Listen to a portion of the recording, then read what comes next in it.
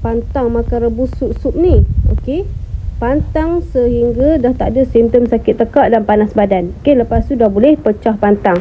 Okey, step pertama nak pecah pantang. Okey, makan dulu menggunakan minyak zaitun. Okey, makan 1 sudu besar minyak zaitun. Buat goreng telur, contohnya telur omelet. Okey, lepas tu nak masukkan apa dalam telur tu sebelum nak goreng tu, rujuk buku 63 resepi.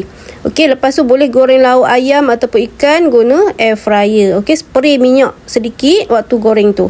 Okey, lepas dah lulus tak ada kahak, baru anda boleh ambil badam ataupun santan. Okey, step kedua kisar badam dan kurma. Okey, lepas tu rebus. Okey, kalau kembung tapis dulu baru minum. Okey, minumlah pada pukul 8 malam contohnya. Okey, lepas anda makan badam tu tak ada simptom lepas makan, baru amal santan. Contohnya buat ayam masak lemak. Okey, rujuk dalam pukul 63 resepi tu. Nak letak apa dalam ayam masak santan tu, ayam masak lemak tu. Okey, supaya tak berkahak. Okey, lepas tu boleh juga makan kuih yang mesra perut. Okey, yang menggunakan santan. Contohnya kuih lopis. Okey, so tengoklah kuih-kuih yang mesra perut dalam buku 63 resepi tu yang menggunakan santan. So cuba buat.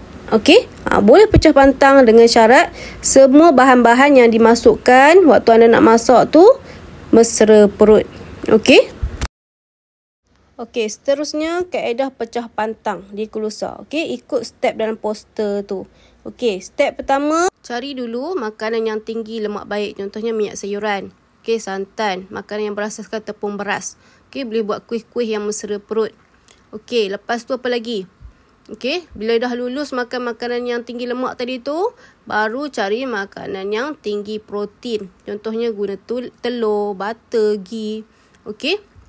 Lepas tu apa? Dah lulus dah, baru masuk step ketiga. Pilih makanan yang tinggi serat dan asid. Contohnya buah nanas, buah oren, buah tomato, kangkung. Okey. Lepas dah lulus, baru makan makanan yang pedas dan masam. Okey, guna dulu cili Cina. Okey, yang tak pedas tu. Okey, cuba blend buat ayam masak pedas ke, ikan masak pedas ke. Okey, kita bukan selamanya nak pantang. Okey, jadi kita pecah pantang. Lepas tu baru masuk step kelima dan keenam. Okey, step kelima baru makan daging. Okey, step keenam baru makan makanan berbisa. Contohnya pisang ke, okey, terung ke. Okey, dia kena step by step. Okey, kalau ada simptom selepas makan, rujuk pada bahagian kanan poster tu. Okey, anda cari. Okey, contohnya makan makanan tinggi lemak. Okey, tiba-tiba ada kahak. Apa nak buat?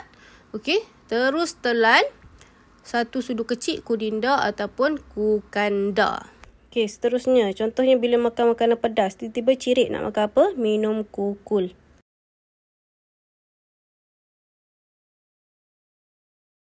Okey, seterusnya. Pukul 10 pagi nak makan apa kalau lapar? Okey, boleh makan buah.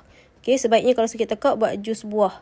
Okey, kalau ada sakit tekak, elak dulu makan madu. Okey, buat dulu jus buah ataupun minum setenang 2 sudu besar. Dia akan membantu pelawasan kencing, membantu pelawasan air besar. So, panas badan akan berkurang dengan cepat. Okey, selain tu setenang tu tinggi vitamin C. So, dia akan membantu simptom panas badan dan simptom kekurangan vitamin C. Okey, kalau sakit tekak, buah apel merah tak perlu cicah dengan madu. Okey, lepas dah sembuh sakit tekak, contohnya 2-3 hari dah sembuh. Okey, anda nak makan madu, ambil dalam kuantiti yang sedikit dahulu. Okey, sebab madu ni perlu untuk membantu bagi masalah yang kembung, masalah perhadaman. Okey, madu ni tinggi enzim juga.